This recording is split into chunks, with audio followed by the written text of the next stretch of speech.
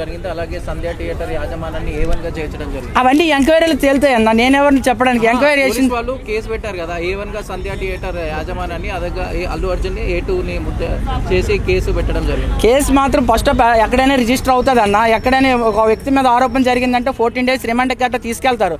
ఇప్పుడు ఒక ఎంక్వైరీ తేలిన తర్వాత అల్లు అర్జున్ తప్పు అయితే అల్లు అర్జున్కి దానికి తగ్గట్టు నోటీసులు ఇవ్వడం ఏదో చేస్తారన్న. ఇది అల్లు అర్జున్ తప్పు అని మాత్రం ఎవరు అనట్లేదు, కానీ మీడియా వాళ్ళు ఎందుకో ఆయన లాగుతున్నారో నాకు అర్థం కావట్లేదు.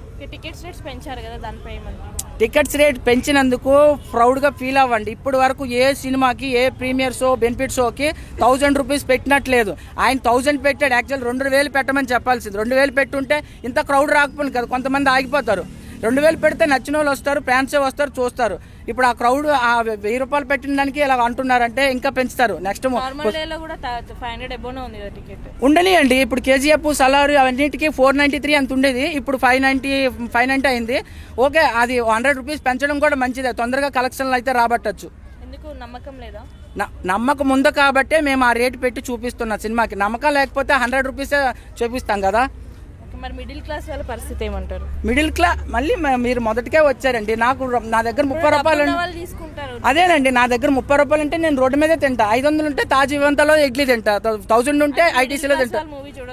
చూడొద్దని నేను చెప్పట్లేదండి. కొద్ది రోజులు అయితే OTT వస్తుంది, లేదంటే 1 వీక్ తర్వాత అదే థియేటర్లో డబ్బులు తగ్గిస్తూ షో చేస్తారండి, అప్పుడు చూడొచ్చు.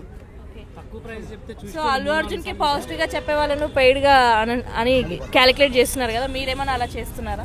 అర్థం కాదు. అంటే మీరేమైనా డబ్బులు తీసుకొని మాట్లాడుతున్నారా? అవునా? అంటే చాలా వెరీ నైస్. అల్లు అర్జున్ ఎక్కడ ఉంటాడో నాకు తెలియదు. అక్కడ జూబ్లీహిల్స్ బంజారాహిల్స్లో ఉంటాడని తెలుసు. ఆయన నాకు వచ్చి డబ్బులు ఎందుకు ఇస్తారు? లేదంటే పోనీ నేను ఎవరి కోసం పాజిటివ్ గా మాట్లాడాను వాళ్ళకి ఇవ్వడానికి.